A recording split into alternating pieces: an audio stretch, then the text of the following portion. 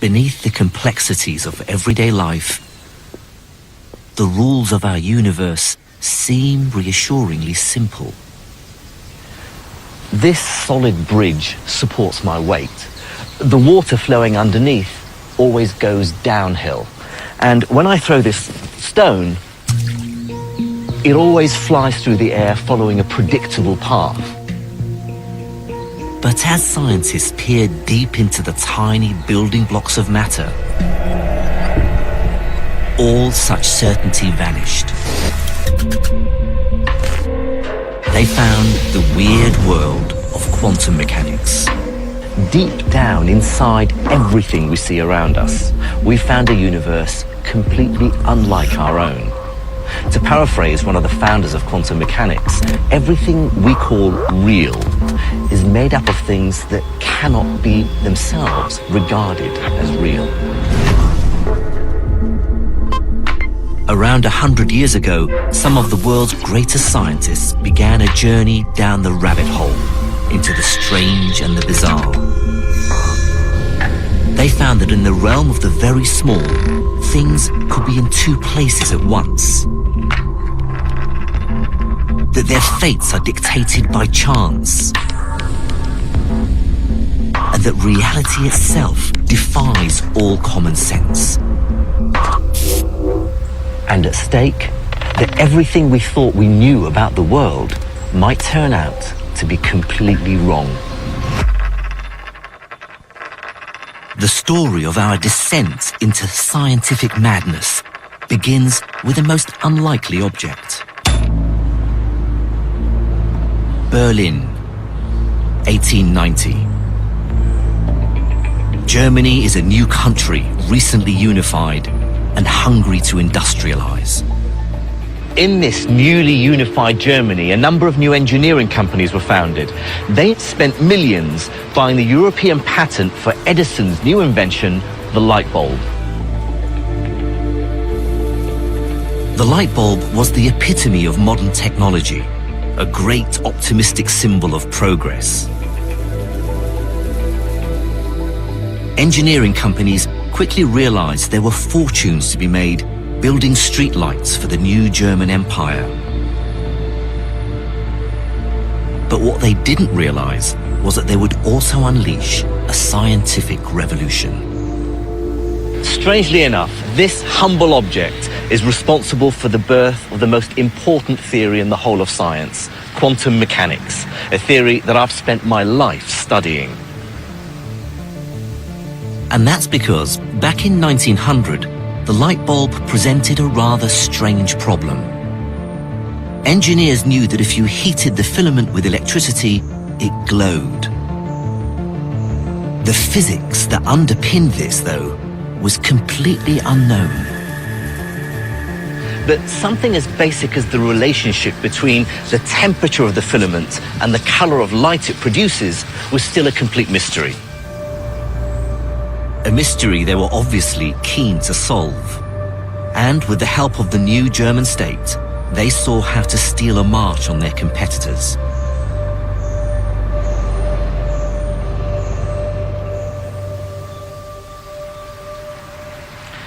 In 1887, the German government invested millions in a new technical research institute here in Berlin, the Physikalisch-Technische Reichsanstalt, or PTR.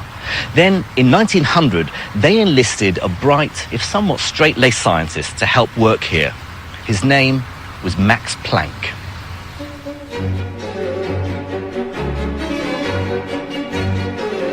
Planck took on a deceptively simple problem: why the color of the light changes as the filament gets hotter. To get a sense of the puzzle facing Planck, I'm going to ride this bicycle with an old-fashioned lamp powered by an old-fashioned dynamo.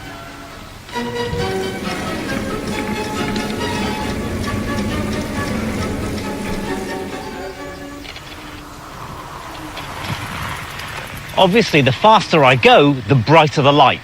The more I pedal, the more electricity the dynamo produces, the hotter the filament in the lamp, and the brighter the light. But the light the bulb makes isn't just getting brighter. it's changing colour too. As I speed up, the colour shifts from red to orange to yellow. Right, now I'm going to really belt it. Now the bulb's filament is getting even hotter, but although it certainly gets brighter, the colour seems to stay the same, yellow-white. Why doesn't the light get any bluer? To investigate, Planck and his colleagues built this, a black body radiator. It's a special tube they could heat to a very precise temperature and a way to measure the colour or frequency of the light it produced.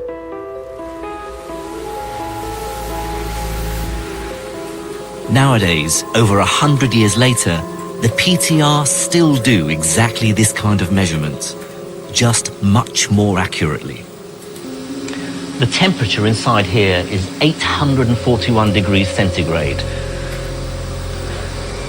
I can feel the heat coming off, and it's glowing with a lovely orangey red colour. It's about the same colour as my bike light when I'm cycling slowly. But I want to see something hotter still. The temperature inside here is about 2000 degrees centigrade.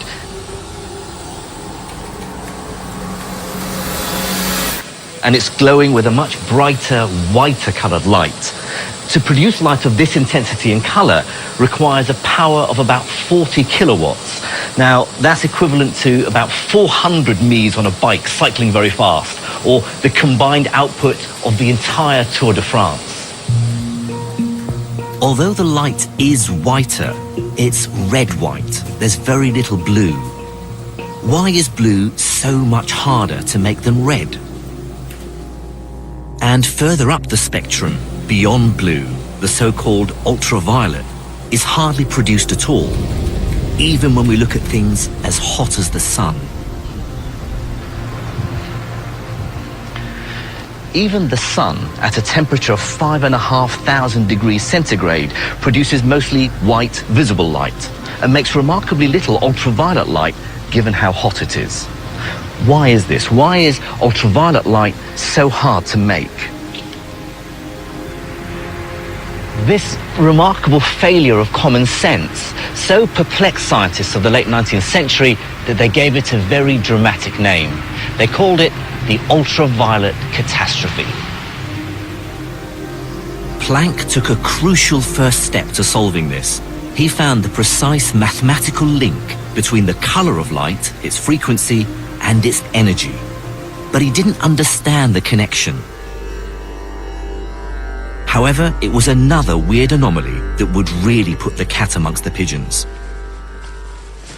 In the late 19th century, scientists were studying the then newly discovered radio waves and how they were transmitted. And to do that, they were building experimental rigs very similar to this one.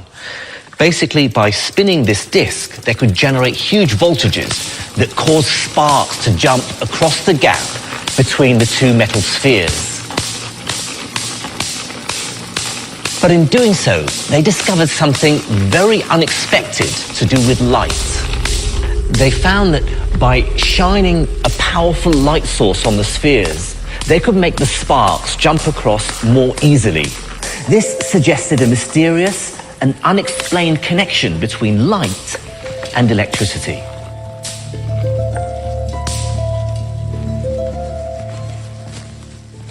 To understand what was happening, scientists used this. It's called a gold leaf electroscope. It's basically a more sensitive version of the spark gap apparatus. Now, first of all, I have to charge it up. What I'm doing is adding an excess of electrons that are pushing the two gold leaves apart. Now, first I take red light and shine it on the metal surface, and nothing happens. Even if I increase the brightness of the light, still the gold leaves aren't affected. Now I'll try this special blue light, rich in ultraviolet. Immediately, the gold leaves collapse.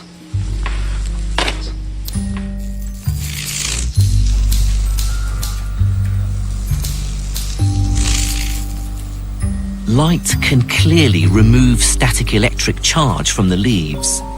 It can somehow knock out the electrons I added to them. But why is ultraviolet light so much better at doing this than red light? This new puzzle became known as the photoelectric effect. The ultraviolet catastrophe and the photoelectric effect were big problems for physicists, because neither could be understood using the best science of the time. The science that said quite unequivocally that light was a wave. All around us, we see light behaving in a perfectly common sense, wavy way. Look at the shadow of my hand. It's fuzzy around the edges. We understand this as the light hitting the sides of my hand and bending and smearing out slightly, just like water waves around an obstruction. Perfectly common sense, wave-like behavior. And here's something else, something rather beautiful. Look at these soap bubbles. Shine a light on them and gorgeous colored patterns emerge from nowhere.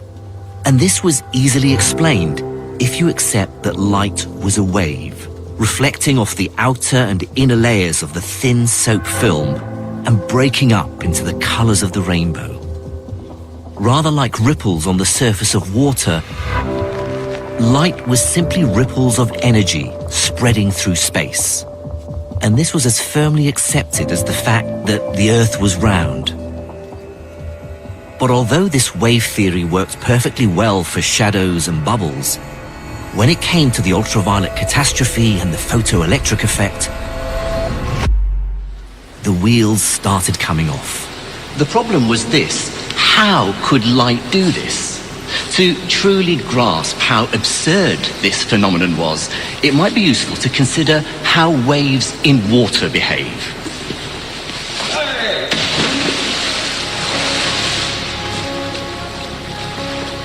This is the wave tank at the RNLI's headquarters in Dorset. It's used to train lifeboat teams to deal with a range of different kinds of water waves. First, small waves, just 30 centimeters high. These waves don't have much energy, hardly enough energy to knock this top can off the other. But when the waves grow to over 1.5 meters, it's a very different proposition. And they're really throwing me about. There's no way I can keep this can balanced on the top.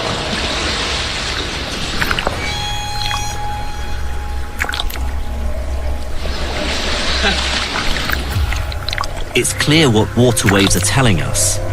Bigger, more intense waves have more power. They easily knock me and the cans around.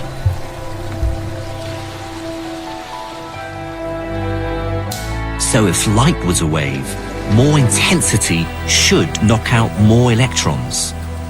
But that's not what happened. Remember, no matter how intense the red light was, it still didn't budge electrons from the metal. But weirdly, weak ultraviolet worked within seconds. So thinking of light as a wave just wasn't adding up. To resolve this, someone needed to think the unthinkable. And in 1905, someone did. You may well have heard of him. His name was Albert Einstein.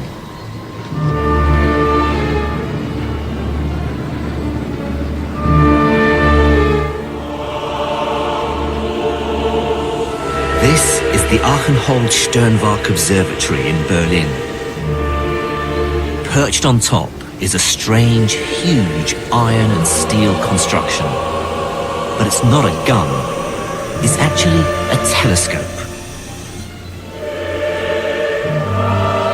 Built in 1896, the telescope was one of the largest of its kind in the world and made the observatory the go-to place to engage and astound the public in new science. Albert Einstein gave a very famous public lecture here on his theory of relativity, which is, of course, what he's most famous for. But it's not the work that won him the Nobel Prize.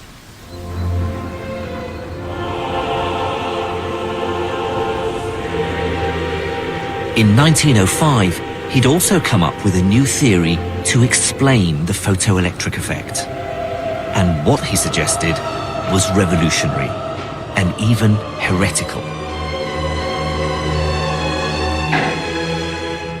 He argued that we have to forget all about the idea that light is a wave and think of it instead as a stream of tiny bullet-like particles. The term he used to describe a particle of light was a quantum.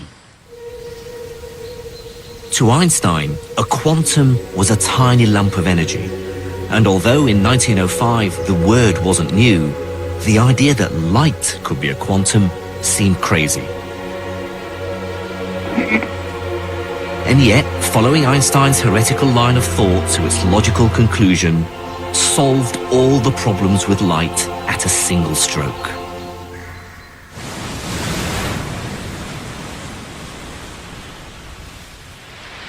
I'll try to explain how this helps using a rough analogy.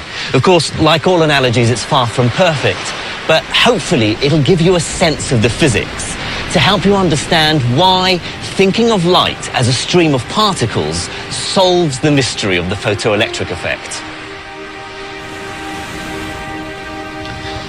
In this analogy, these red balls represent Einstein's light quanta. And those cans over there are the electricity held in the metal. Now, in the original experiment, they made electricity flow from the surface of the metal by shining light on it. In my analogy, I'm going to try and knock those tin cans over using these red balls.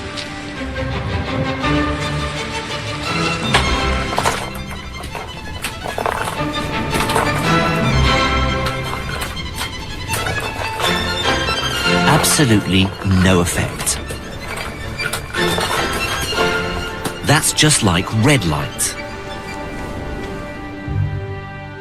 According to Einstein, each particle of red light carries very little energy because red light has a low frequency.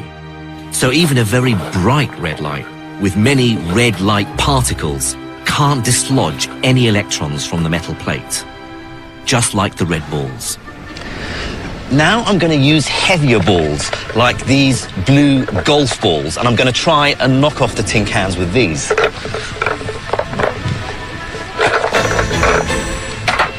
They're like the ultraviolet light in the experiment. Now, each individual light particle carries more energy because ultraviolet light is higher frequency.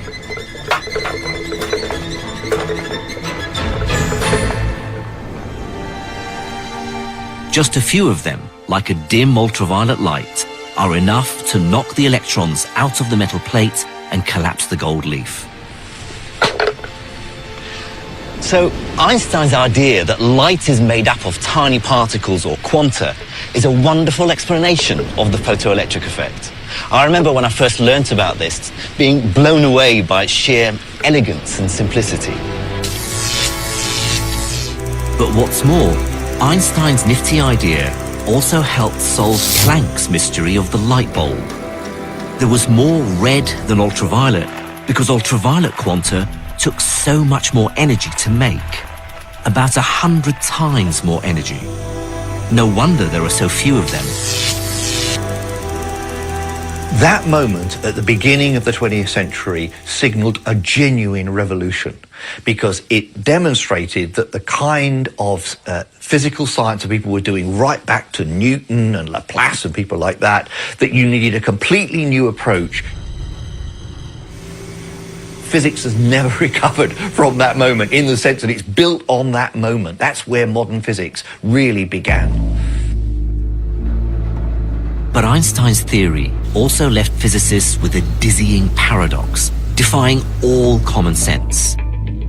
Light was definitely a wave, which explained shadows and bubbles. And now it was definitely a particle too, Einstein's quanta, explaining the photoelectric effect and the ultraviolet catastrophe. Then, just a few years after Einstein's brilliant, crazy idea, the paradox got a lot deeper and a whole lot weirder. because what seemed to be a curious mystery about light was about to become a battleground about the nature of reality itself.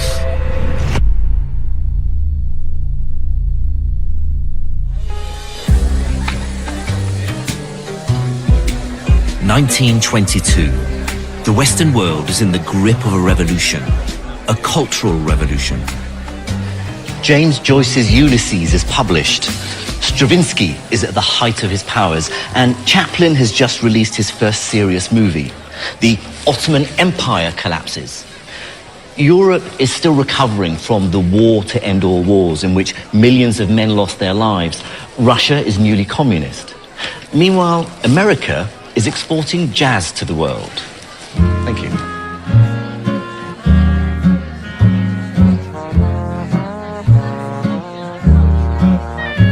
In art, politics, literature, economics, there was an insatiable appetite for change.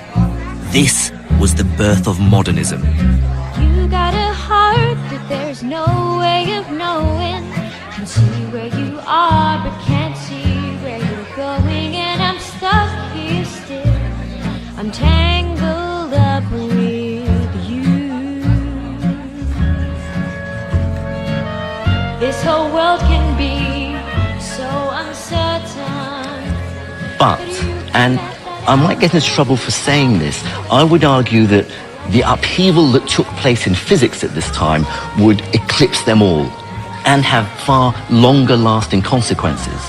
It had begun with the discovery of the weird and contradictory wave-particle nature of light. It ended up as an epic battle fought between the greatest minds in science for the highest possible stakes, the nature of reality itself. I know I deserve you, I know you're my savior, but when I observe you, you change your behavior. So On one side, a new wave of modernist revolutionary scientists and their leader, the brilliant Danish physicist Niels Bohr. On the other side, the voice of reason, Albert Einstein, at the height of his powers and now world famous, a formidable adversary.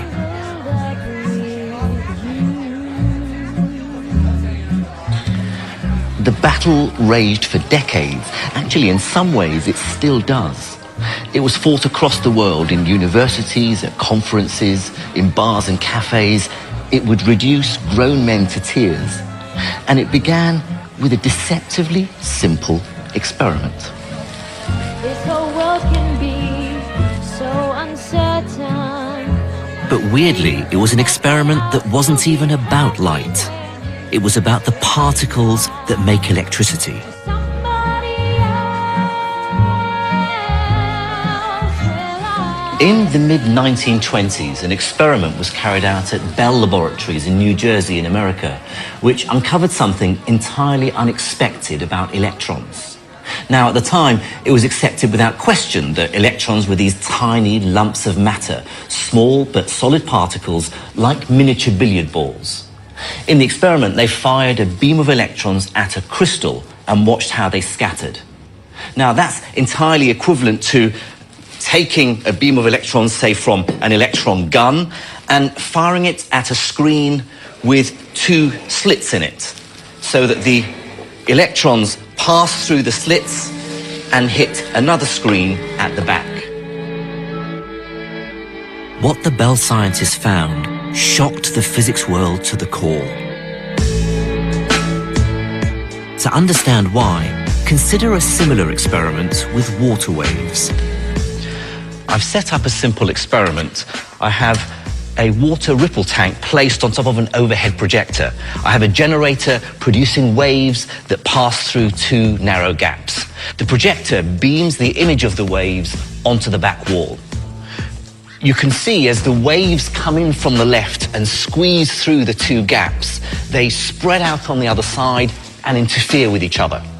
What this means is that when you get the crest from one wave meeting the crest from another, they add up to make a higher wave. But when the crest from one meets a trough, they cancel out. This gives rise to these characteristic lines leading to the signature wave pattern.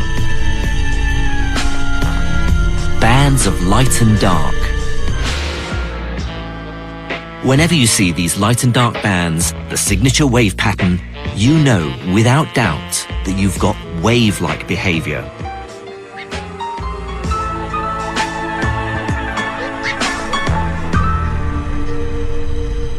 So, guess what they saw in New Jersey? Now it seemed that firing electrons, tiny solid particles, through the two gaps produced exactly the same kind of pattern, bands of light and dark. First, light, for a long time believed to be a wave, was found to sometimes behave like particles. And now electrons, for a long time believed to be particles, were behaving like waves. But it was actually stranger than that. The wave pattern wasn't merely some result of the entire beam of electrons. More recently, this experiment has been repeated in labs around the world by firing one electron at a time through the slits onto the screen. At first, each electron seems to land randomly on the screen.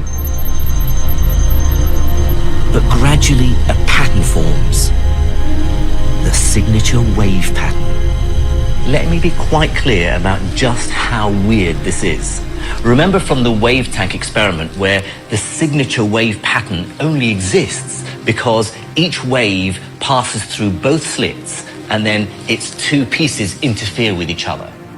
But here, every individual electron, each single particle, is passing alone through the slits before it hits the screen. And yet, each single electron is still contributing to the signature wave pattern. Each electron has to be behaving like a wave.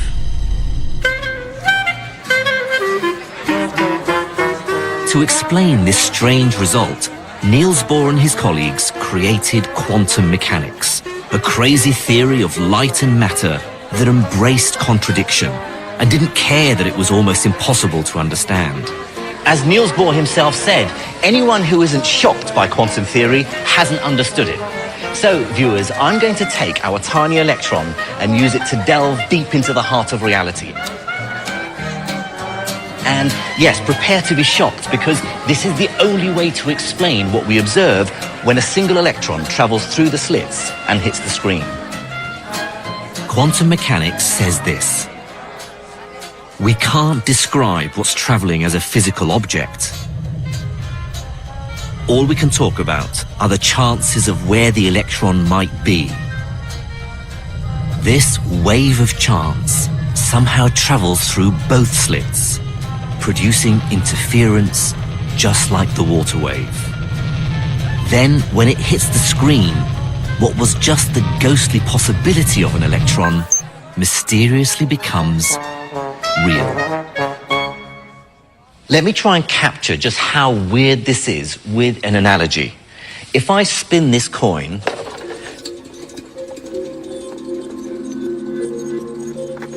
then all the time it's spinning, it's a blur. I can't tell if it's heads or tails. But if I stop it, I force it to decide, and it's heads. So before, it was sort of not heads or tails, but a mixture of both. But as soon as I've stopped it, I've forced it to make up its mind. This is what Bohr and his supporters claimed was happening with our electrons. In a sense, as it spins, the coin is both heads and tails. Similarly, the electron's wave of chance passes through both slits, two paths at the same time. Our coin then stops at heads. The ethereal wave of probability hits the screen and only then becomes a particle. The quantum world was unlike anything ever seen before. It's hard to overstate just how crazy this is. Bohr was effectively claiming that one can never know where the electron actually is at all until you measure it. And it's not just that you don't know where the electron is.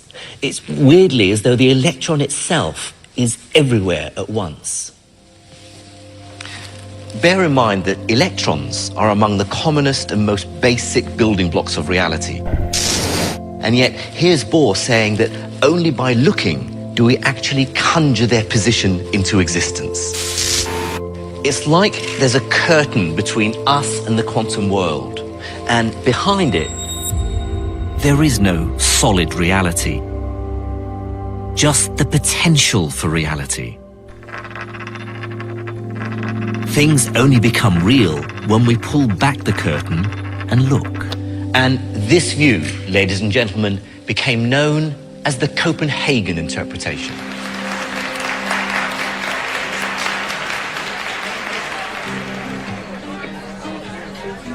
Persuasive as it might seem, many people couldn't stomach Niels Bohr's outlandish ideas.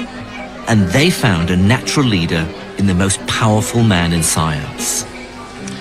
Albert Einstein hated this interpretation with every fibre of his being. He famously said, "Does the moon cease to exist when I don't look at it?" He was very unhappy because it gave limits to knowledge that he didn't think should be final. He thought there should be a better underlying theory. Over the next 10 years, Einstein and Bohr would argue passionately about whether quantum mechanics meant giving up on reality or not. Then, with two other scientists, Nathan Rosen and Boris Podolsky, Einstein thought they'd found a way to win the argument. He was convinced he'd found a fatal flaw in the Copenhagen interpretation, and its claim that reality was summoned into existence by the act of looking at it. At the heart of Einstein's argument was an aspect of quantum mechanics called entanglement. Now, entanglement is this special, incredibly close relationship between a pair of quantum particles whose fates are intertwined. For example, if they were created in the same event.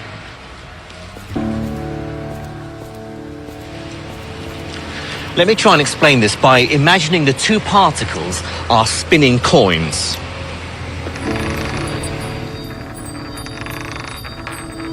Imagine these coins are two electrons, created from the same event and then moved apart from each other. Quantum mechanics says that because they're created together, they're entangled. And now many of their properties are forever linked, wherever they are. Remember, the Copenhagen interpretation says that until you measure one of the coins, neither of them is heads or tails. In fact, heads and tails don't even exist. And here's where entanglement makes this weird situation even weirder. When we stop the first coin and it becomes heads, because the coins are linked through entanglement, the second coin will simultaneously become tails.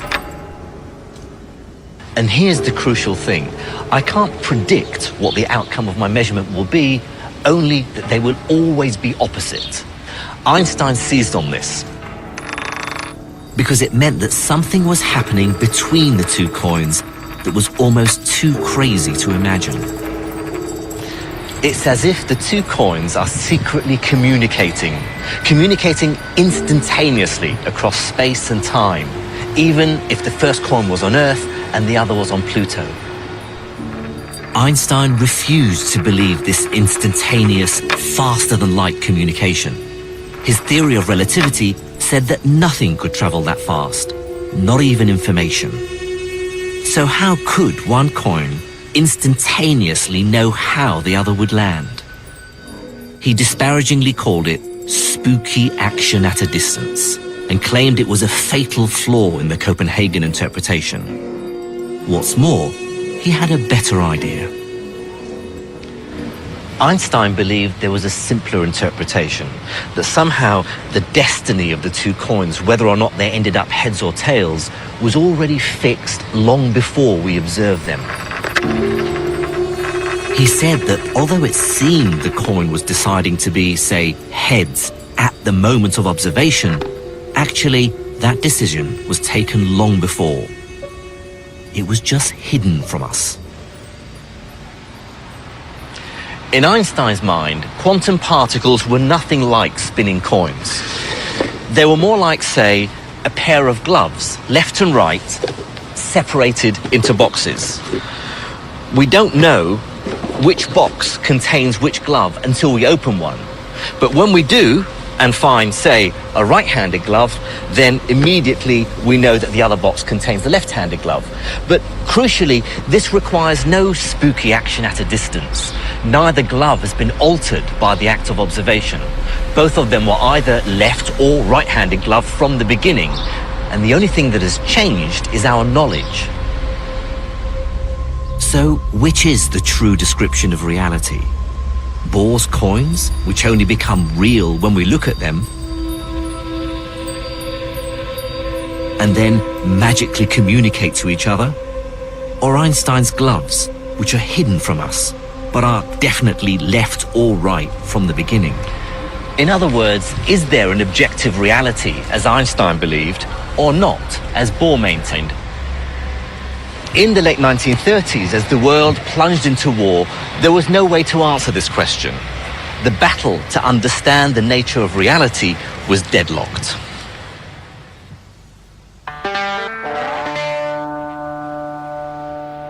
The war rolled across Europe, and many of the leading scientists fled to the United States. Then, as the Second World War led inexorably to the Cold War, American science, backed by dollar bills and a new vision of the future, boomed. Remember, after the war, physicists came back raring to go and try to apply the ideas of quantum theory to atoms, the interaction between electrons and light and what have you. You didn't need to worry about the philosophical side of things to make progress with that. So, as you say, it really took a back seat. Quantum mechanics led to a profound understanding of semiconductors, which helped create the modern electronic age. It produced lasers, revolutionizing communications, breathtaking new medical advances, and breakthroughs in nuclear power. Quantum mechanics was so successful that most working physicists deliberately chose to ignore Einstein's objections. It simply didn't matter to them because it worked. They even coined a phrase for it: shut up and calculate. And the price for this success was that Bohr and Einstein's debate on the reality of the quantum world was simply brushed under the carpet. And amidst all this success and pragmatism, there were few who still worried what it all meant. But as the 50s rolled headlong into the 60s, one lone dissenter worked out how to settle the argument once and for all.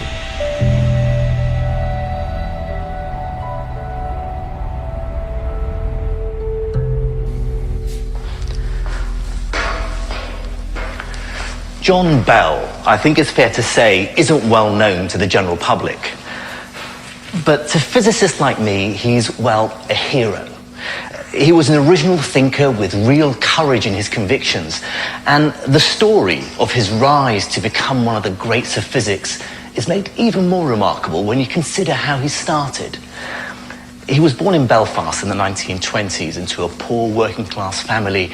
His father was a horse dealer, and they really struggled to get him into Queen's University Belfast to study physics. In fact, he was the only one in his family to even finish school. This, I believe, made him insatiably curious, fiery, and stubborn.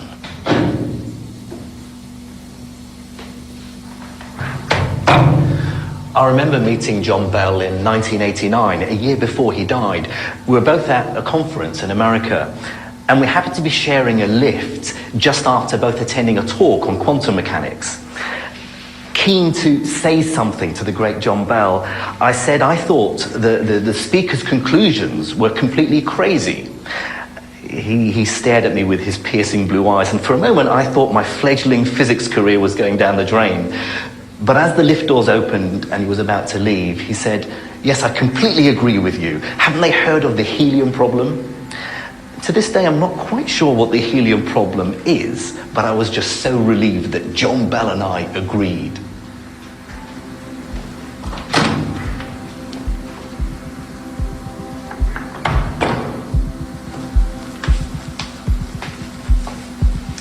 For many years, he worked here at Britain's Atomic Energy Research Centre at Harwell, who built this early experimental nuclear reactor called Dido.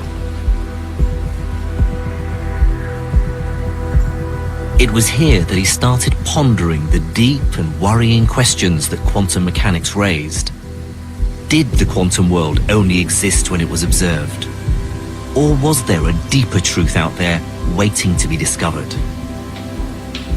In fact, he was so troubled, he began to wonder if there was a problem at the heart of quantum mechanics. He famously said, "I hesitate to think it might be wrong, but I know it is rotten." And so in the early 1960s, Bell decided to try and resolve the crisis at the heart of quantum physics. It was an epic challenge. After all, how do you check if something is real, if something is or isn't there, all without looking? How do you look behind the curtain without pulling it open? But John Bell came up with a brilliant way of doing exactly that. I think this is one of the most ingenious ideas in the whole of physics. It's certainly one of the most difficult to understand and explain. But I'm going to try and have a go, and yes, I'm afraid I'm going to use another analogy. This time, I'm going to play a game of cards, but it's one for the highest possible stakes, the nature of reality itself.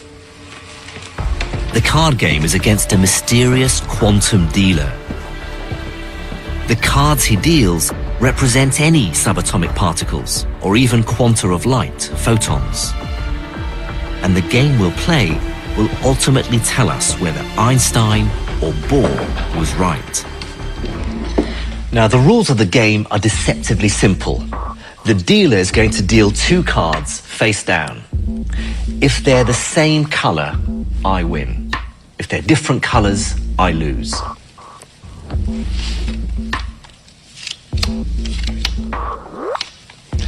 So, I have a red, so I need another red to win. That's black. I lose. Again, opposite colours. I've lost both those.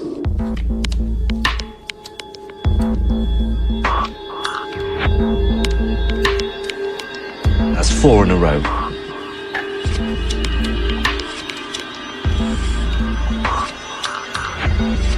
That's 6 pairs in a row that I've lost. Okay, I think I know what the dealer's doing here. Clearly, the deck has been rigged in advance so that every pair come out as opposite colours. But there's a simple way to catch the dealer out. So what we can do now is change the rules of the game. This time, if they are the opposite colour, I win.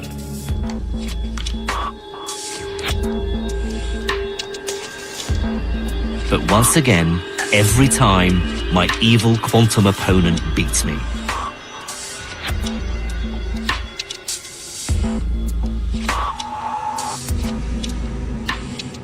But again, I can see what the crafty dealer could have done. Maybe while I wasn't looking, he's switched the pack and rigged it so that it always lands in his favour. Now every pair is the same colour.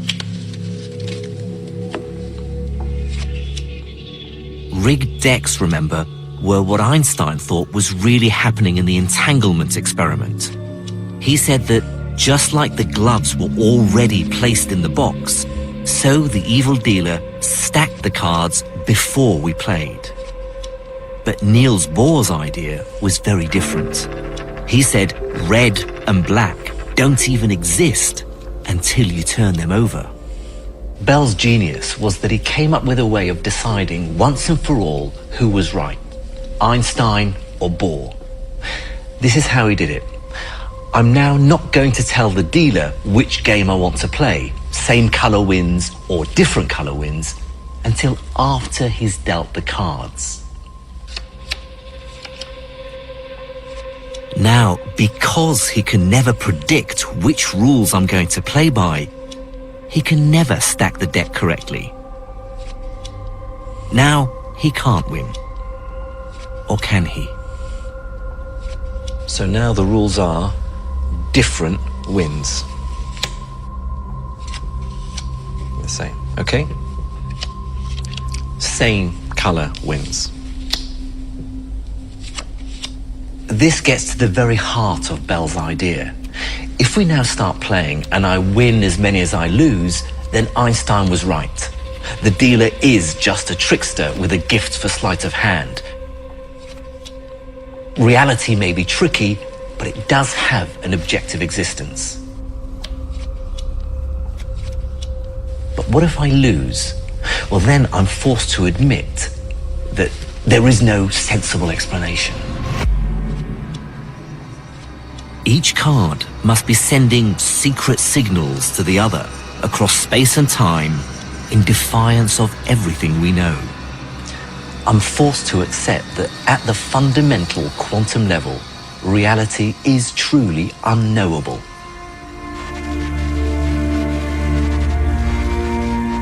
Bell reduced this idea into a single mathematical equation that tells us once and for all what seemed unanswerable: how reality really is. John Bell published his idea in 1964, and the extraordinary thing is, at the time, the entire physics community ignored him. Total radio silence. It seems the world simply wasn't ready. Perhaps it was because his equation seemed untestable, or just because nobody thought it was worth investigating. But that was about to change.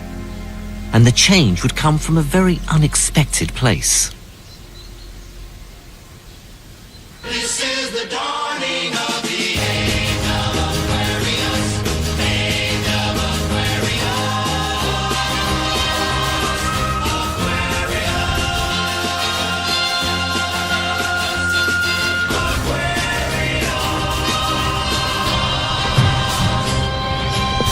America was in crisis over Vietnam, Watergate, feminism, the Black Panthers. And while all this was going on, a small group of hippie physicists were working at the University of Berkeley in California. They did all the hippie things. They smoked dope, they popped LSD, they debated things like Buddhism and telepathy.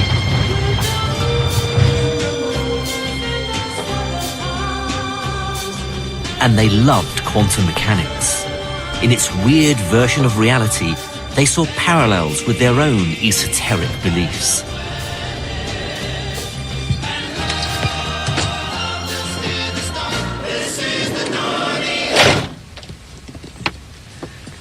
Their hippie New Age style physics also caught the attention of the public, who read their crazy hippie books that mixed quantum mechanics with Eastern mysticism. Books like The Tao of Physics, The Dancing Wooly Masters, and my personal favorite, Space, Time and Beyond, Towards an Explanation of the Unexplainable. But more importantly for our story, the story of quantum mechanics, these hippie physicists also turned their attention to Einstein's now famous thought experiment and what it told us about the nature of reality. They saw Niels Bohr's secret signaling as proof that physics supported their own ideas. Because if two particles could spookily communicate across space, then ESP, telepathy, and clairvoyance were probably true as well. If only they could prove it really existed. Then, in 1972, they realized that with a bit of mathematical sleight of hand, they could take Bell's equation and experimentally test it. One of their group, John Clauser, borrowed some equipment from the lab he was working in and set up the first genuine and ultimate test of quantum mechanics. This is a picture of that first experiment, built of leftovers and stolen equipment. Over the next few years, it was improved by a team led by Alan Aspect in Paris, making its results more reliable. Over 10 years after Bell first proposed his equation, finally it could be put to the test. This is a modern version of the experiment first carried out by John Clauser and then Alan Aspect. Here, a crystal converts laser light into pairs of entangled light quanta, photons, making two very precise beams.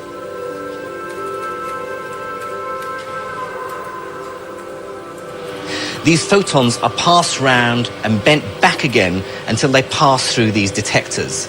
The two photons are like the two cards the evil dealer places in front of me. We'll measure a property of the photons called polarization, which is equivalent to the color of the playing cards in my game. So, for instance, winning with two matching red cards might be the same as two photons with matching polarization. But because this is quantum mechanics, it's more complicated than my simple card game. And these dials here allow me to measure a second property of the photons as well. Now that's equivalent to me not only trying to guess the color of the face of the cards, but also trying to guess the color of the back of the cards. Okay, so we're now going to switch on the laser and start the experiment.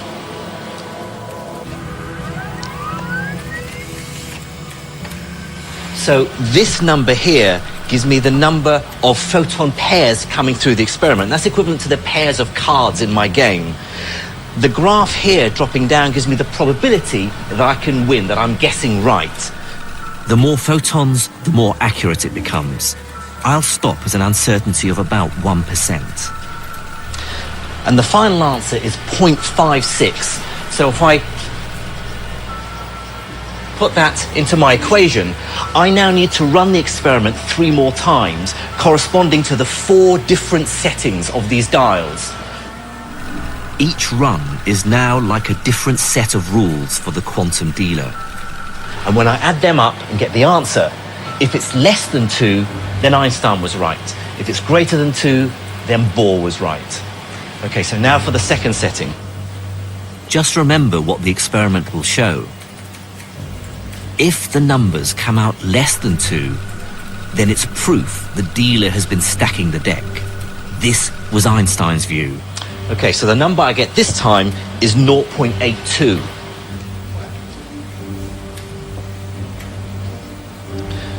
Now reset for run 3. But if the result is greater than 2, then the deck cannot be stacked, and something else is at work. Okay, so the run 3 result is minus 0.59. And finally, run 4. This last number will finally reveal if the world follows common sense or something much more bizarre. Okay, so our final result is in, and it's 0.56. So if we turn the laser off... Right, I better just work out the answer.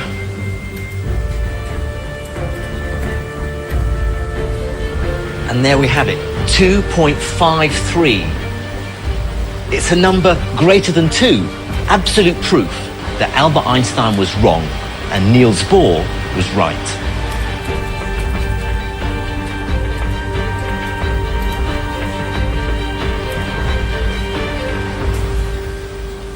The significance of this result is simply enormous.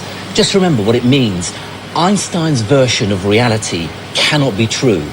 No amount of clever jiggery-pokery with our experiment can cheat nature.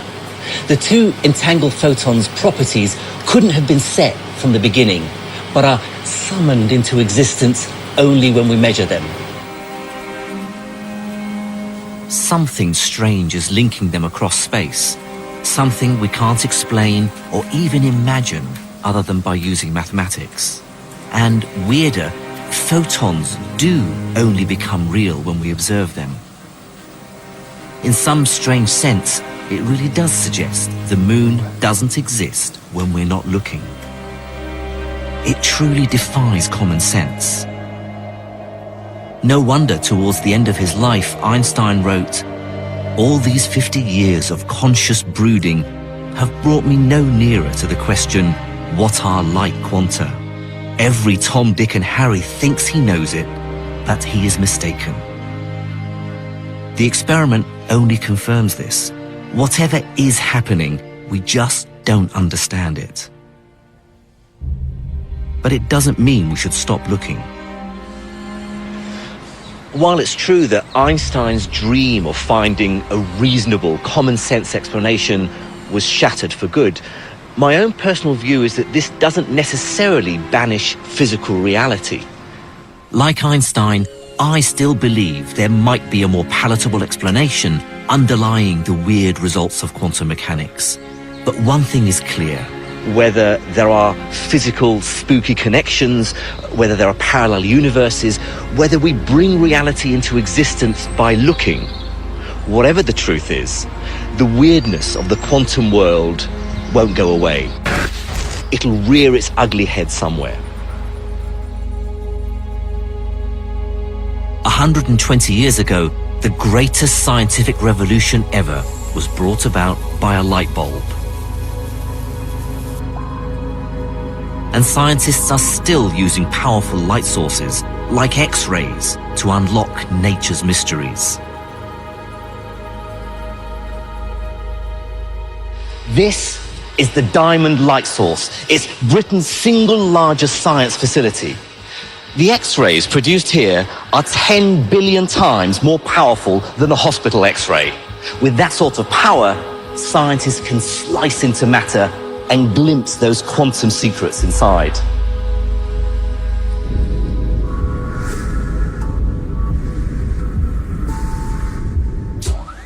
Researchers here are using this powerful light beam to investigate new materials, which may have the potential to bring about an electronics breakthrough as great as any before.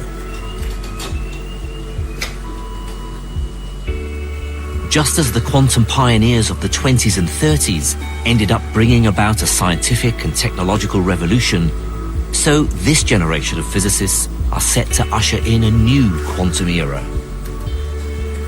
An era where Einstein's hated quantum entanglement now produces unbreakable computer security, new kinds of communication systems, super-fast computers, and other advances we can't yet even imagine.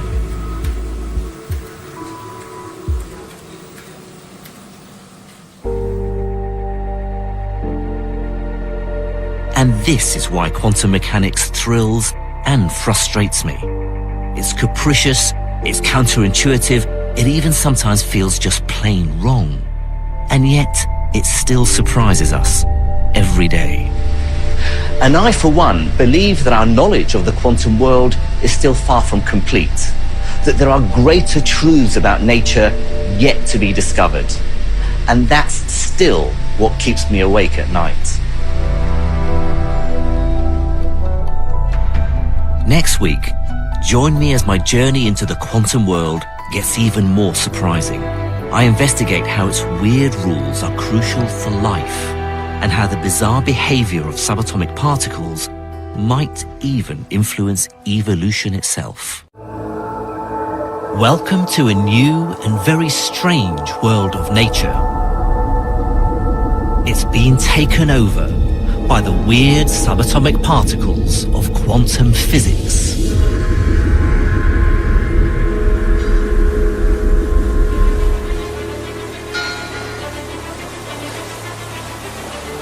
As a physicist, I've spent my working life studying how these particles behave in the laboratory. But now I'm heading out into the natural world. I'm on a mission to prove that quantum physics can solve the greatest mysteries in biology. This is a real adventure for me. I'm very much out of my comfort zone, trying to apply the very careful ideas I'm familiar with in a physics laboratory to the messy world of living things. I believe that quantum physics could hold many of life's secrets. That deep in the cells of animals, particles glide through walls like ghosts. That when plants capture sunlight, their cells are invaded by shimmering waves that can be everywhere at the same time. And that even our human senses are tuning in to strange quantum vibrations. In the fantastic world of quantum biology, life is a game of chance, played by quantum rules. This is what I hope to convince you of, to show you that quantum mechanics is essential in explaining many of the important processes in life, and potentially that quantum mechanics may even underpin the very existence of life itself.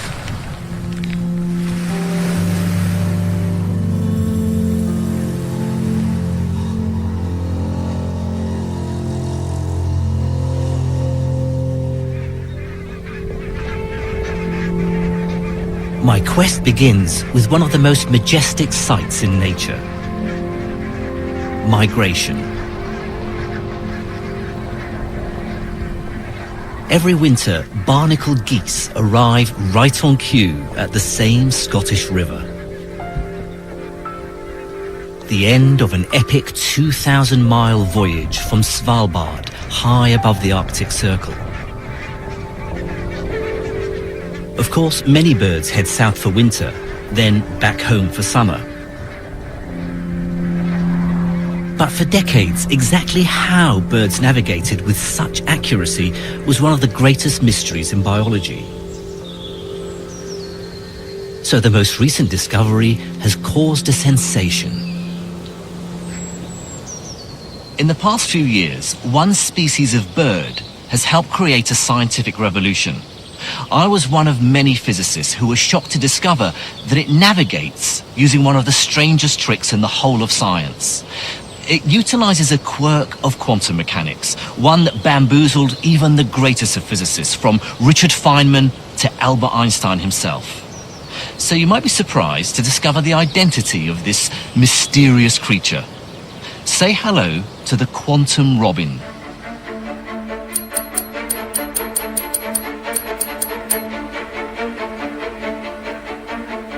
This is the European robin. Every year she migrates from northern Europe to the tip of Spain and back.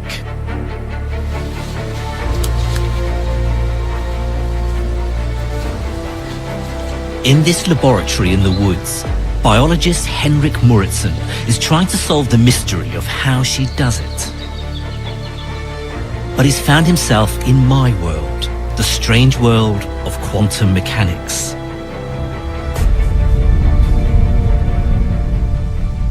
Quantum mechanics describes the very weird behavior of subatomic particles. Down in this realm of the very small, we have to abandon common sense and intuition. Instead, this is a world where objects can spread out like waves.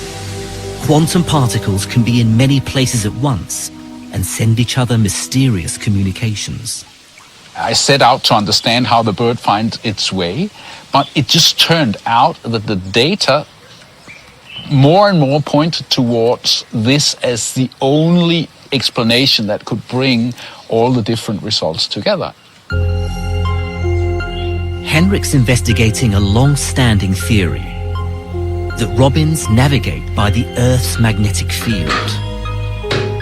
His laboratory is an ingenious magnetic birdcage. And these plastic cones, lined with scratch-sensitive paper, provide the key measurements.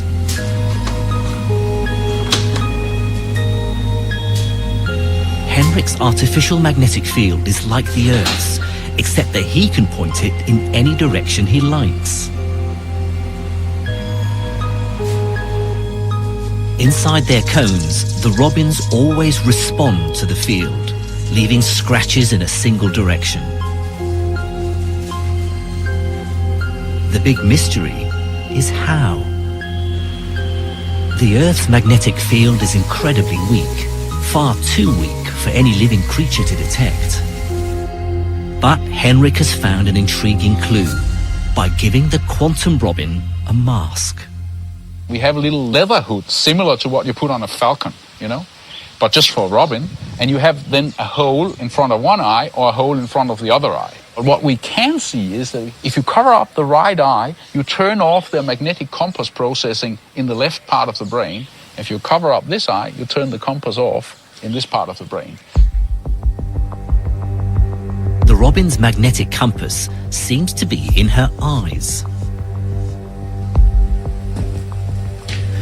I can show you what's going on using my own eye. Now, we use our eyes for vision, but we also have a second light detecting mechanism. If I shine this torch into my eye, you can see that my pupil closes down. It's basically a defense mechanism to protect my eyes. My eye is responding to particles of light, or photons. The energy provided by the photons is clearly enough to activate chemical reactions. After all, that's what controls my eye muscles. Light must be causing similar chemical reactions in the robin's eyes. In fact, it's the power supply for a unique form of magnetic compass inside her cells, in the weird world of subatomic particles. A place where only quantum physics can explain what's going on.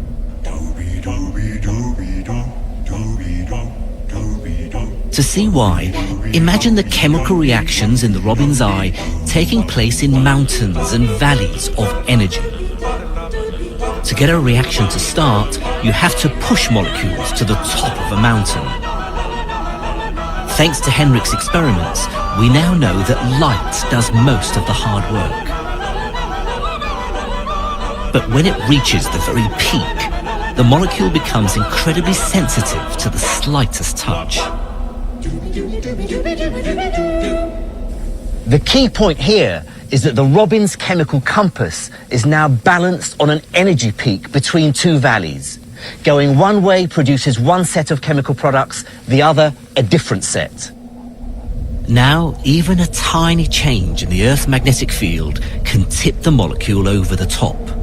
But the way this happens defies common sense. The final piece of the puzzle depends on one of the truly mind-boggling ideas in physics. But don't worry if you find it hard to understand. Even Albert Einstein called it spooky.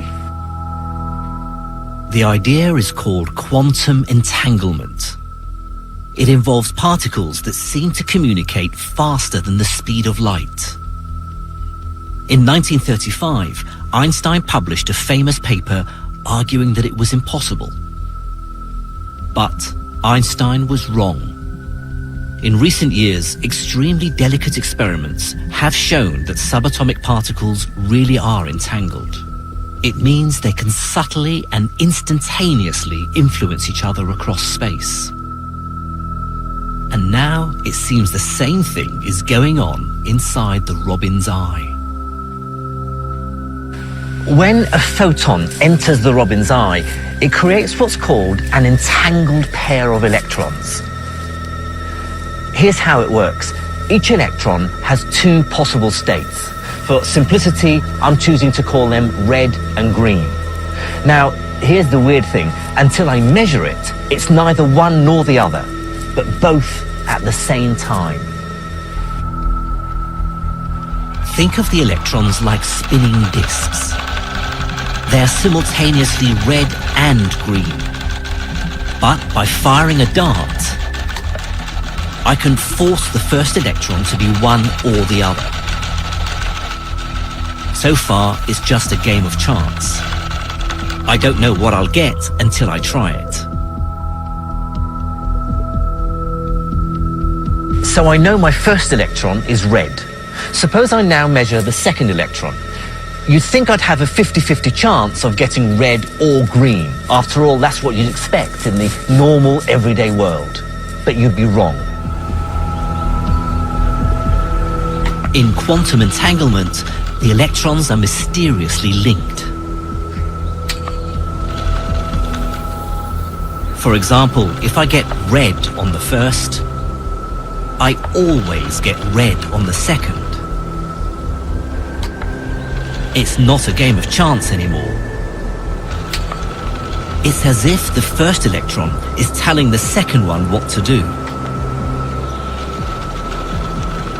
That's why Einstein called it spooky.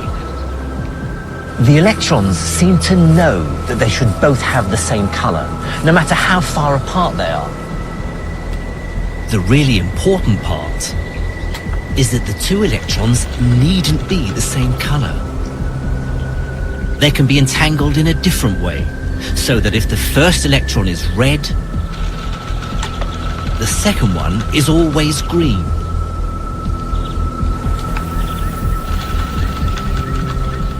It seems that this mysterious connection is the ultimate secret of the quantum Robbins compass. Because the direction of the Earth's magnetic field can influence the outcome.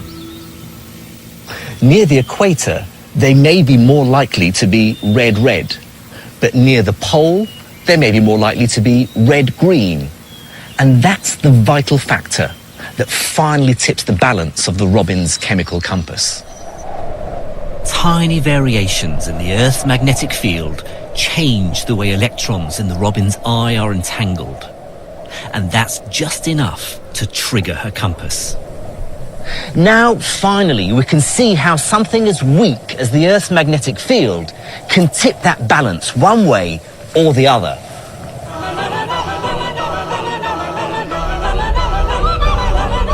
If the message changes, the chemical reaction tips a different way, changing the Robbins compass reading. Suddenly it looks like it's a fundamentally quantum mechanical phenomenon in birds. It would be one of the first, if not the first, in biology. Biologists better get used to the weirdness of physics.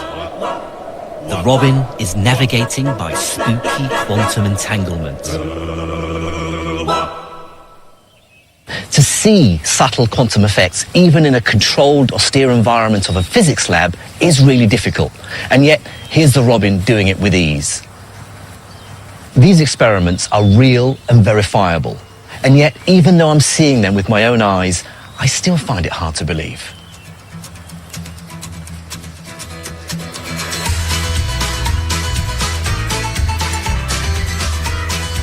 Bird navigation has brought physics and nature together as the science of quantum biology. There's a whole new world to explore. But its pioneers have found that it doesn't just affect birds. It affects every single one of us. Because the latest experiments say you're doing quantum physics right now. And believe it or not, you're doing it with your nose.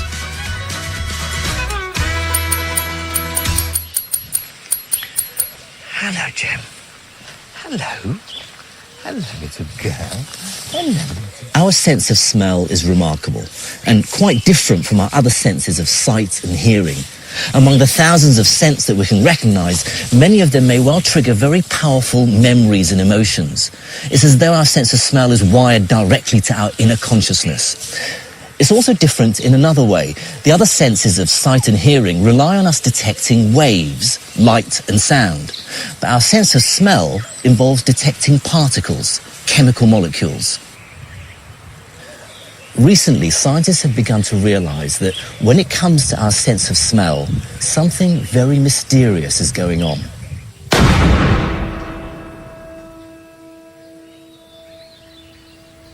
For decades, biologists thought they knew exactly how our noses sniffed out different chemicals. But physicists like Jenny Brooks think there could be a new ingredient in the mix. And it smells like quantum mechanics. A lot of people speak of the sense of smell and olfaction and the science of olfaction as being a problem that's been solved and we know all about it. And we do know a lot about it. We know about the ingredients, we know about the equipment that we use to smell. But I would argue that there's a little bit more to understand. To understand more, I need someone to help me with a smell test. And Jem is going to sniff him out.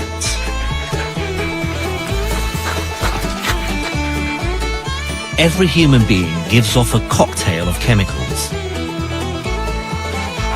Jem's nose could detect a single gram of it. dissolved over an entire city. So she has no trouble finding the man I'm looking for.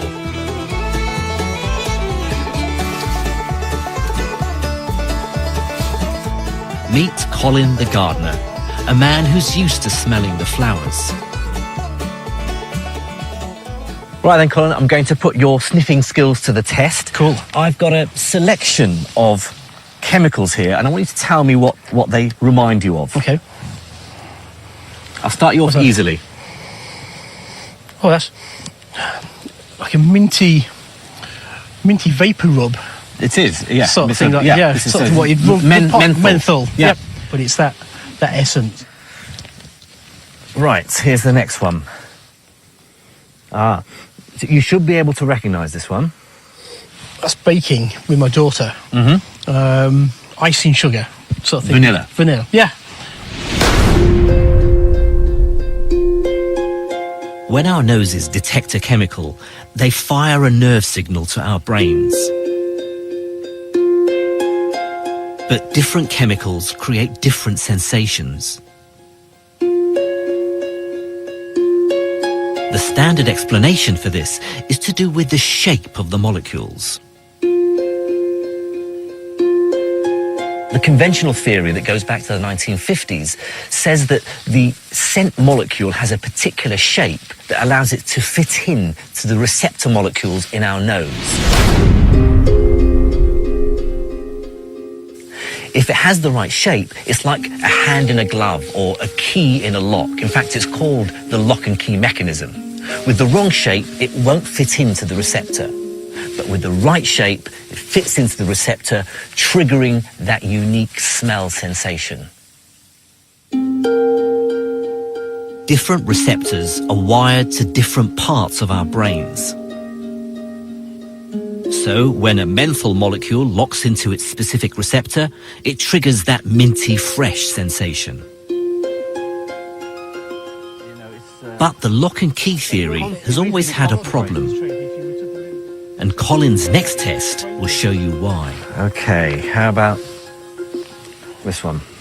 Quite strong smell. Oh, that's yeah.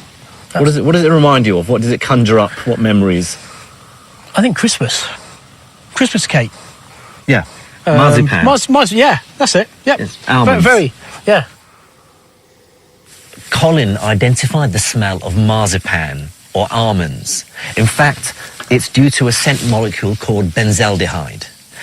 What I didn't give him to smell was this other chemical, cyanide. Both benzaldehyde and cyanide have the same smell. They both smell of almonds. But these molecules are both very different shapes. So the lock and key mechanism as an explanation for how we smell can't be the whole story. So why would two molecules with different shapes smell the same? Quantum biology has a head-spinning explanation. It says our noses aren't smelling chemical molecules. They're listening to them. It's not just the shape of a scent molecule that matters. Let's take a closer look at this model of a cyanide molecule. The white ball here is a hydrogen atom, and the grey sticks are the bonds that hold it together with the carbon and nitrogen. But the reality isn't as simple as that. I can give you a better sense of what's going on if we look at this larger white ball. You see, atoms don't just sit still. The bonds that hold them together are like vibrating strings. And that gives us a whole new way of thinking about smell. The bizarre new quantum theory of smell is all about vibrating bonds.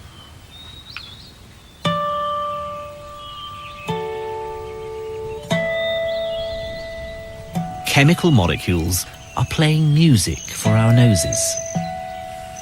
Imagine a receptor molecule in my nose is like my guitar. Before it can make a sound, a scent molecule has to enter my nose.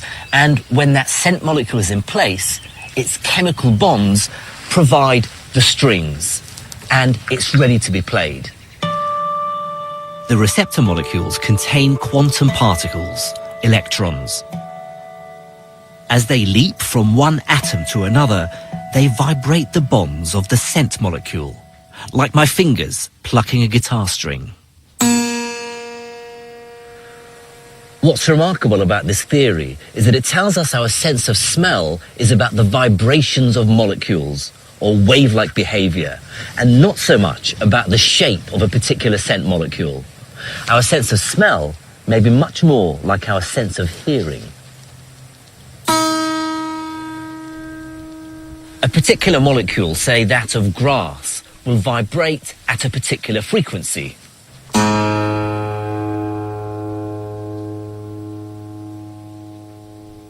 But a different molecule, say that of mint, will vibrate at a different frequency.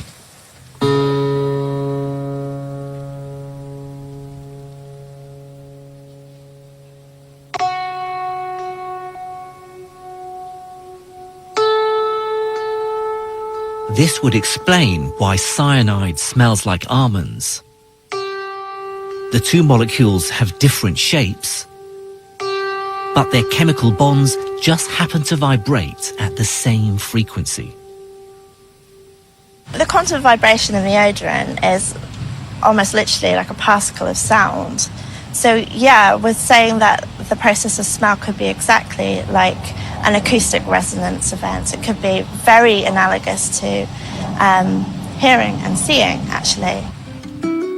But can we really be listening with our noses? A bizarre theory needs a bizarre experiment to test it. Here's how it works. This molecule has a musky aroma, like perfume. But if the theory is right, then I should be able to change its smell by changing its vibrations. The musky molecule contains lots of hydrogen atoms like this, bonded to carbon atoms. But what if I were to replace all these atoms with a different form of hydrogen called deuterium? Now, it won't change the shape of the molecule, but it will change the way it vibrates. And here's why. Deuterium is twice as heavy as normal hydrogen, and so it vibrates more slowly. Now, different vibrations mean different smells. So if I were to make a new form of this chemical, all packed with deuterium atoms instead of normal hydrogen, it should smell different. Quantum biologists found a unique way to carry out this experiment. A smell comparison using the most sensitive noses they could find. Fruit flies. First, the flies were trained to avoid the modified version of the musky molecule. To be honest, I haven't got a clue how you go about training a fruit fly, but apparently you can. In the laboratory, the flies had to pass through a kind of maze. They were then given a choice. Go right for the nice musky smell, or left for the nasty modified version.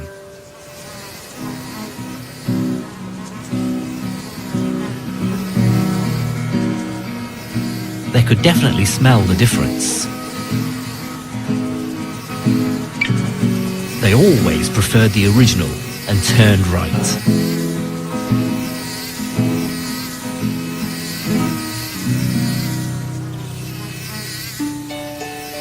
The fruit fly experiment gives hard evidence that quantum smell theory really works. But ultimately, it works in harmony with the lock and key theory. First, the scent molecule fits into the receptor. Then those molecular vibrations take over. Incredible as it seems, flies, humans and dogs may be smelling the sound of quantum biology. Our sense of smell is fascinating and mysterious as it is. But to think that when I encounter a particular scent and that sets off a whole wave of memories and emotions in my mind, that it's underpinned, that it's triggered by quantum mechanics, I think makes it even more remarkable.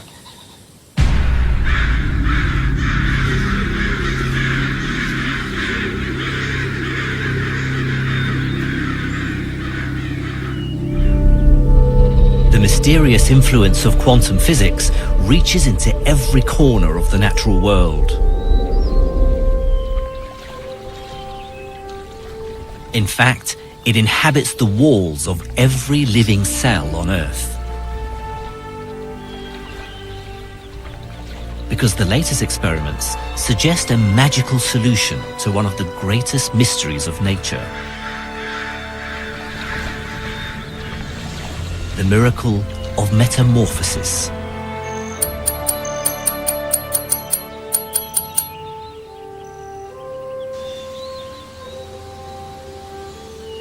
The transformation of a tadpole into a frog has never been fully explained.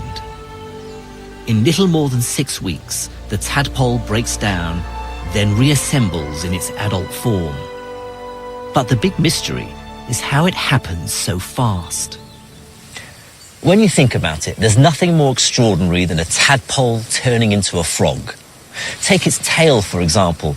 Over a period of several weeks, it gets reabsorbed into the body, and the proteins and fibers that make up the flesh get recycled to form the frog's new limbs. But for this to happen, trillions and trillions of chemical reactions work together, breaking molecules, forming new ones in a carefully orchestrated dance. But the fibers that hold flesh together are very, very strong. They're a bit like these ropes holding my raft together. In order to dismantle the raft, I'd have to undo these very tight knots. You can think of it like this. A tadpole is held together by long ropes of proteins, knotted together by chemical bonds. The bonds are so strong that they should last for years, much longer than the tadpole's entire lifespan. So how can it turn into a frog in just a few weeks? The explanation involves one of the most important molecules of life. Tiny widgets in all our cells called enzymes. The enzymes are the actual machinery of the cell. They're actually the little machines inside cells that do the chemical transformations that are involved in everyday life. They're absolutely crucial. And the reason they're so crucial is because what they're able to do is to accelerate chemical reactions by enormous amounts. Let me show you just how quickly enzymes get to work. Inside this bottle is a substance called hydrogen peroxide. You're probably most familiar with it as the chemical used to bleach hair.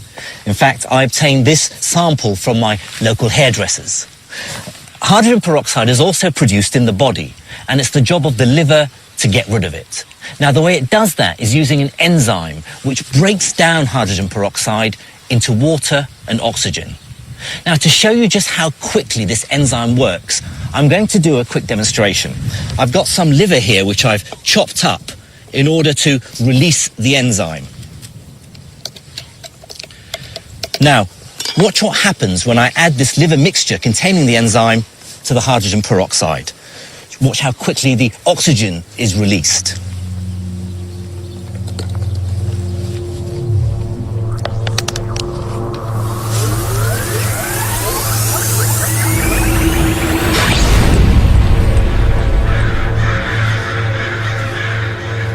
Just 100 grams of liver fired my rocket nearly 20 feet. Liver enzymes make the breakdown of hydrogen peroxide incredibly efficient. It happens 1 trillion times faster. That's 1 million times faster than it would otherwise. In metamorphosis, it's enzymes that dismantle the tadpole's tail. And that means breaking down an incredibly tough protein called collagen. collagen is one of the most important proteins of the biological world. It's the protein which actually gives that resilience, that elasticity to tendons, to cartilage, and of course to our skin as well. And in the tail of the tadpole, it provides the kind of scaffold, right, that supports that structure. Now, when the tadpole is transformed into the frog, what you need to do is to essentially have an enzyme, collagenase, which will literally snip the collagen down into small pieces and thereby take that scaffold apart. But how do enzymes break chemical bonds apart so incredibly fast? Let me show you why it's a problem only quantum biology can solve. Think of it this way. All these different parts of the knot are like subatomic particles, electrons, protons, that hold the different parts of the molecule together. Now, to untie the knot, enzymes have to move protons about. But as you can see, this takes quite a bit of effort and a lot of time if there are many, many knots to unpick. Physicists have a fancy way of saying put in effort to get something done. They say you have to overcome an energy barrier.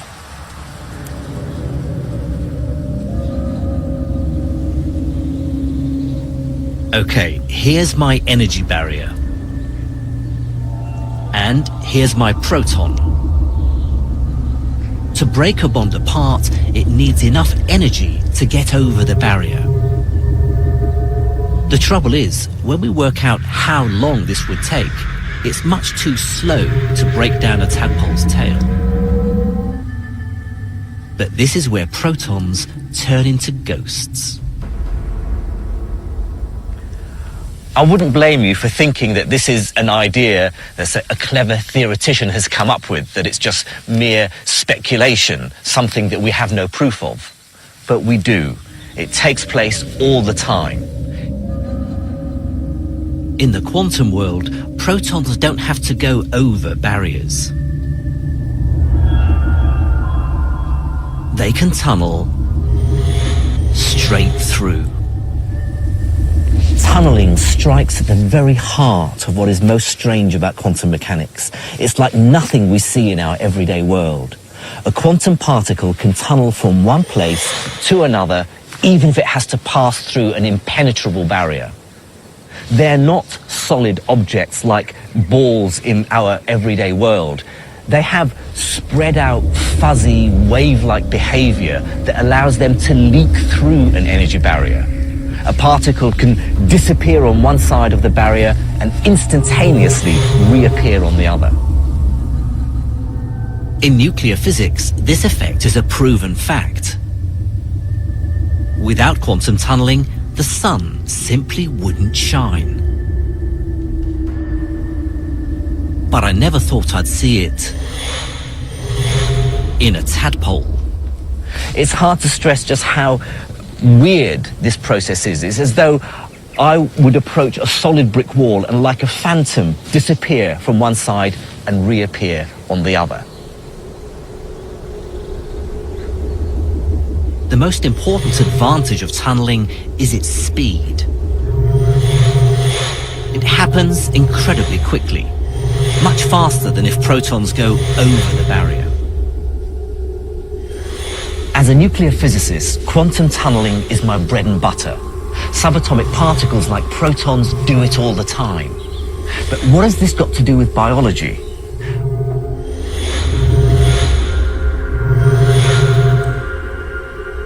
The answer is that without quantum ghosts, the metamorphosis of a tadpole would be impossible.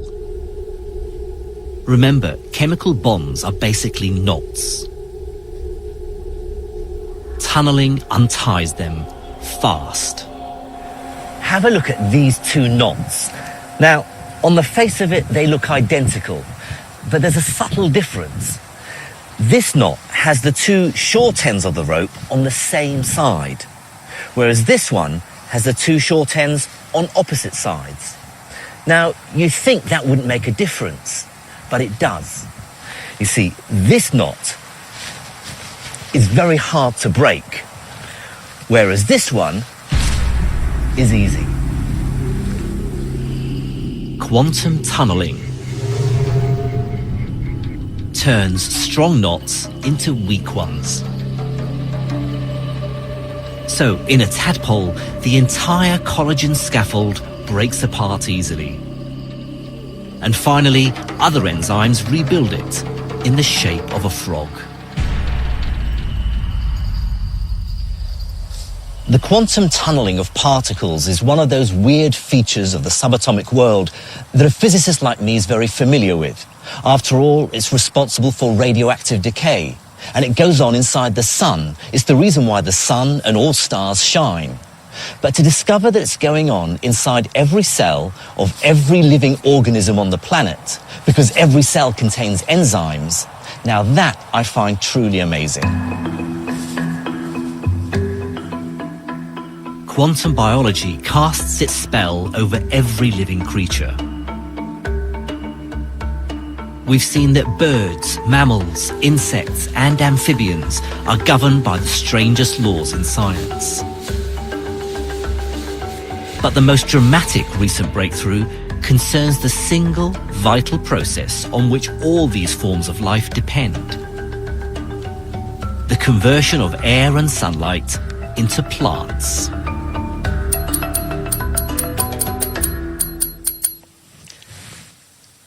This fine specimen is a Larix decidua, or European larch. It's about 100 feet high, and right at this moment, passing just this side of the planet Venus, is a bullet with this tree's name on it. The bullet is a photon, nearing the end of its long journey from the sun. Its ultimate destiny is to kick-start a series of chemical reactions that underpins all life on Earth. Photosynthesis. Every second of every day, 16,000 tons of new plant life are created on Earth. And for me, it's incredible to think that our existence on this planet depends on what happens in the next trillionth of a second.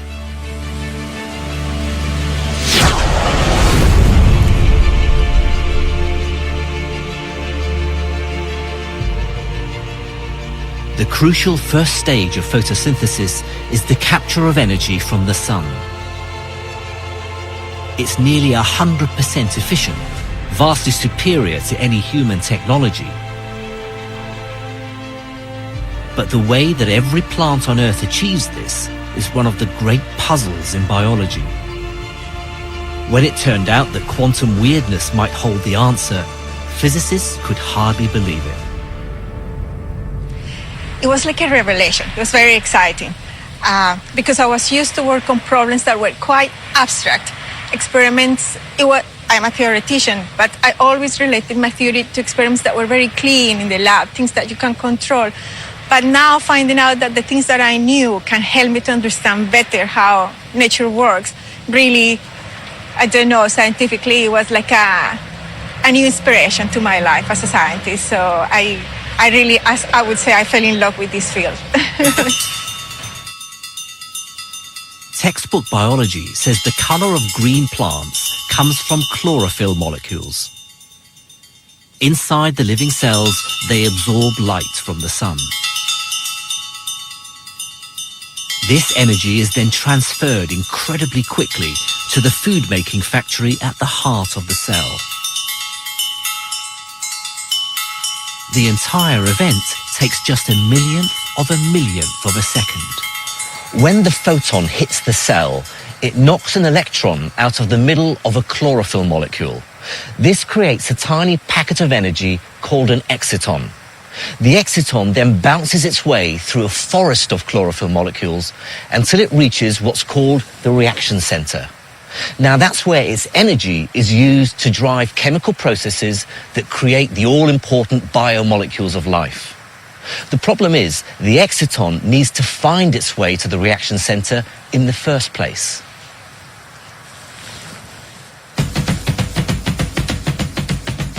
Textbook biology can't explain how the exciton does this.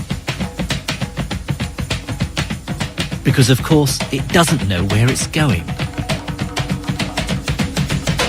It just bounces around like a pinball in a process called a random walk. Sooner or later, it'll pass through every single part of the cell. But this isn't the most efficient way to get around.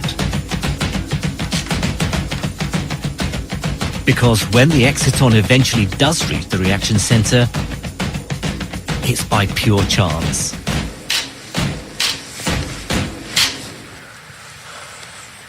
If the exciton just blindly and randomly hops between the chlorophyll molecules, it would take too long to reach the reaction center and would have lost its energy as waste heat. But it doesn't. Something very different must be going on.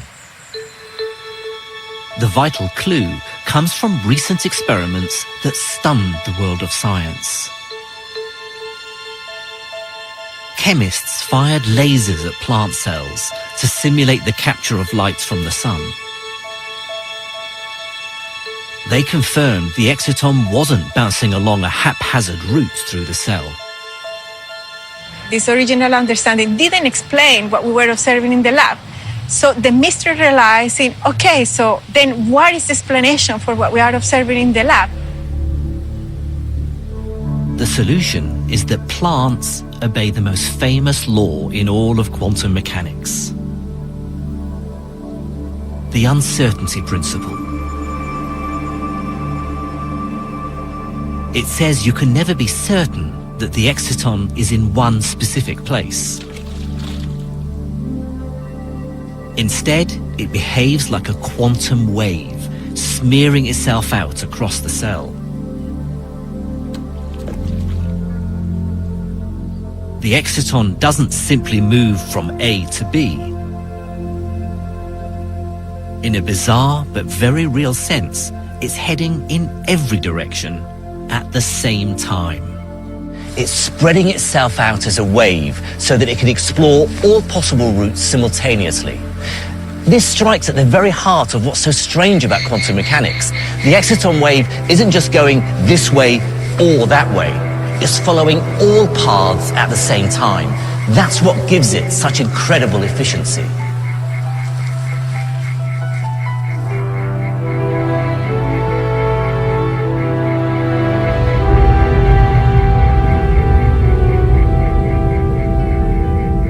The beauty of it is, if the exciton is trying every route to the reaction center at once, it's bound to find the fastest possible way to deliver its energy. It's hard to express how incredible this discovery seems to physicists like me. Biological cells are full of the random jiggling of billions of atoms and molecules. But somehow, excitons maintain their form as beautiful, perfect quantum waves, transporting the energy that guarantees life on Earth. It opened a whole new scientific path for me. And I really enjoy the fact that to be able to understand fully what is happening there or in the plants, you have to interact with scientists that have completely different approaches, like biologists and chemists. But we all have to come together to actually understand what is the relevance of this. So for me, this is one of the most exciting parts of this field. Real scientific experiments leave no doubt.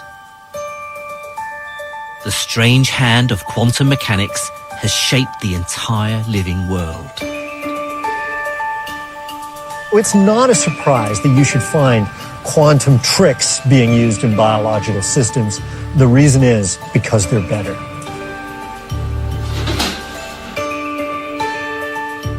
Quantum entanglement is normally seen in the tightly controlled conditions of the physics lab.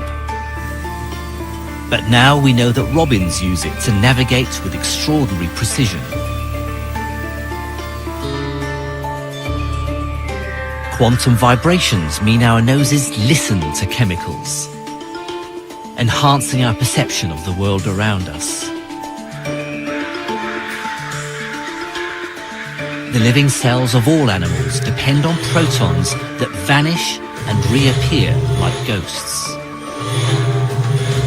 speeding up the vital processes of life.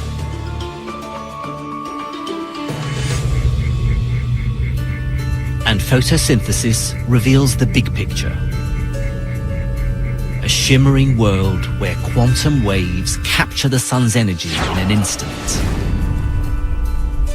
Sometimes people say, but physicists have been looking for this for decades. Well, biology has had millions of years. The ultra-modern science of quantum mechanics is an ancient fact of life. For the end of my journey, I want to take these ideas to their logical conclusion. Of course, as a scientist, any speculations I have to be backed up by careful experiments. So I want to concoct a thought experiment that helps me to answer the biggest biological question I can think of. Does quantum physics play any role in the mechanism of evolution itself?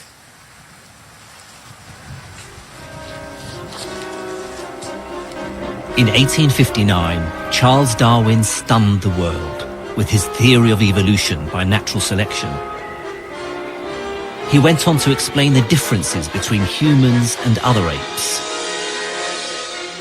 150 years later, there's no doubt that Darwin's theory accounts for every living organism on land and sea. But I'd like to explore the latest extraordinary interpretation of his ideas.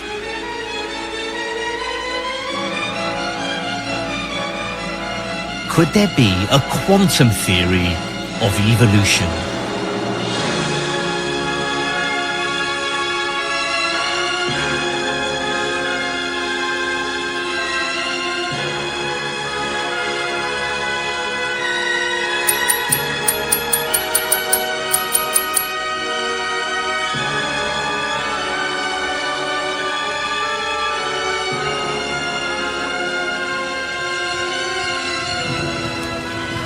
Can quantum evolution explain how the snail got its shell?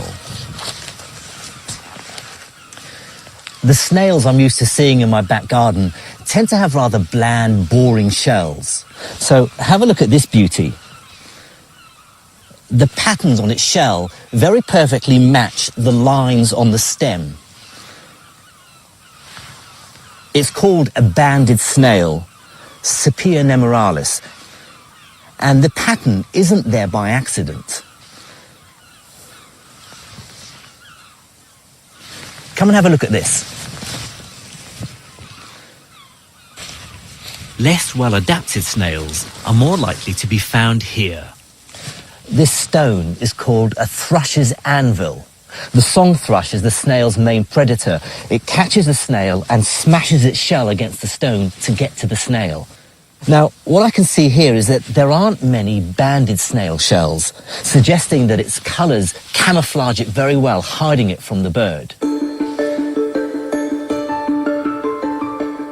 Darwin's theory says that evolution depends on variation within a species. Snails with camouflage are more likely to survive and reproduce, passing on their shells to the next generation, so that the species as a whole becomes better adapted. So variation, the random differences between snails, is the driving force behind their evolution. Now, all species evolve and adapt to their environment. But the question I'd like to explore is whether quantum mechanics plays a role in this. The only way to find out is by scientific experiments. So my adventures in quantum biology finally bring me home, to the University of Surrey. Here in the laboratories, I'm planning a new analysis of the most celebrated molecule in science. Deoxyribonucleic acid, or DNA. Its double helix holds the genetic code for every living organism. It's a remarkable fact that Darwin himself had no idea what created variation in the species. The structure of DNA wasn't discovered until 1953 by Francis Crick and James Watson. The most famous feature of DNA is, of course, its beautiful double helix structure. But that's just scaffolding. The real genetic secret lies in between. The 4 different coloured molecules are called bases. The colour code on one side, say blue, red, blue, forms a gene that parents pass on to their offspring. A gene is a bit like a jigsaw puzzle. It fits together like this. A full strand of the double helix forms a coloured pattern. But the other strand always pairs up the same way. A blue base always goes with yellow, and green always goes with red. Because only those colours have the right shape to fit together. What Crick and Watson realised was that this provides a mechanism for passing on the genetic code. When cells reproduce, the 2 strands of DNA separate, ready to be copied. But red still goes with green, and yellow still goes with blue. So, bit by bit, the cell creates 2 new strands. 2 perfect copies of the entire genetic code. So far, there's no genetic variation. This new copy is identical to the original. But here's the interesting bit. During the copying process, something very important can happen. Sometimes mistakes creep in. They're called mutations. Let's have a look at these 2 bases here. The 2 prongs that hold them together are subatomic particles. They're protons. They're basically the bonds between the strands of DNA. These protons can jump across to the other side. If the strands split when the protons have jumped across, they find themselves in the wrong position. Now, this red base will no longer bind to a green base. Instead, it has to bond to a yellow base. Slotting this back in, we see that now this copy is no longer identical to the original because I have a yellow base here instead of a green one. We've brought in a genetic mutation. Jumping protons would change the snail's DNA. It could make a new gene for camouflage shells. The question is, how do protons jump?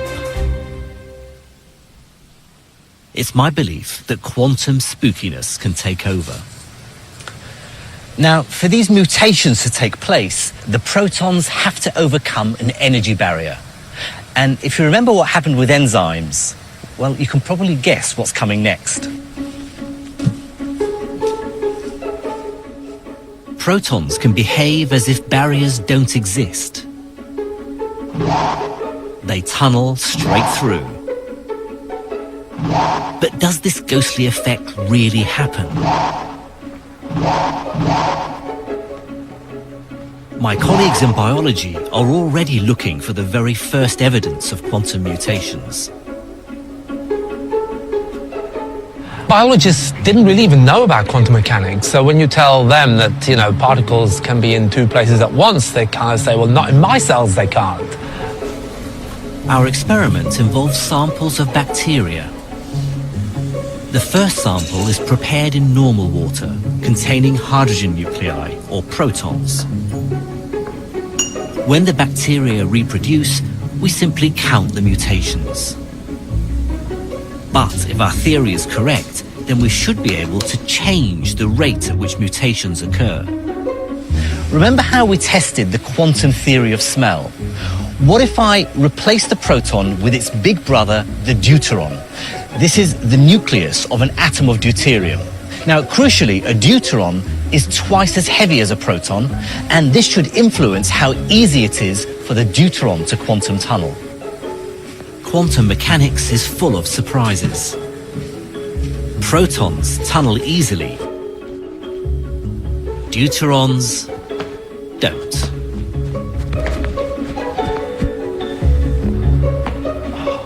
These heavier particles are much more likely to bounce straight back. So the second sample of bacteria is prepared in heavy water, which is full of deuterons. Our theory says you should get far fewer mutations. And so far, the results are extremely encouraging.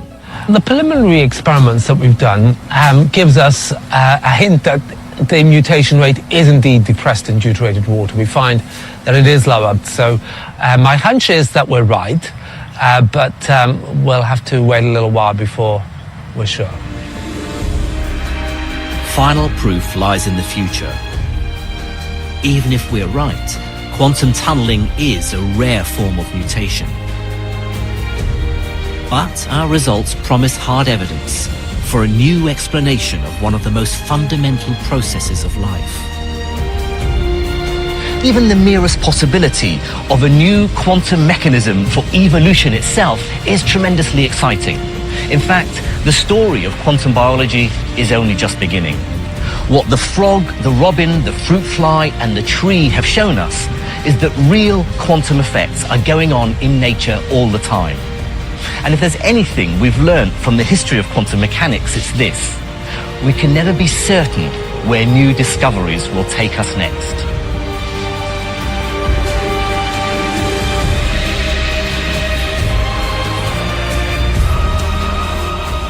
Quantum biology is a revolution in science.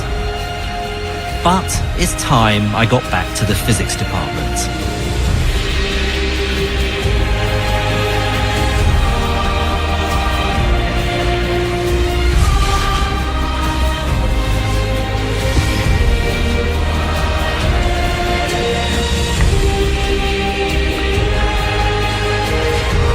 Higher than the tallest building, higher than the biggest plane, James May goes to the edge of space. That's available now on BBC iPlayer.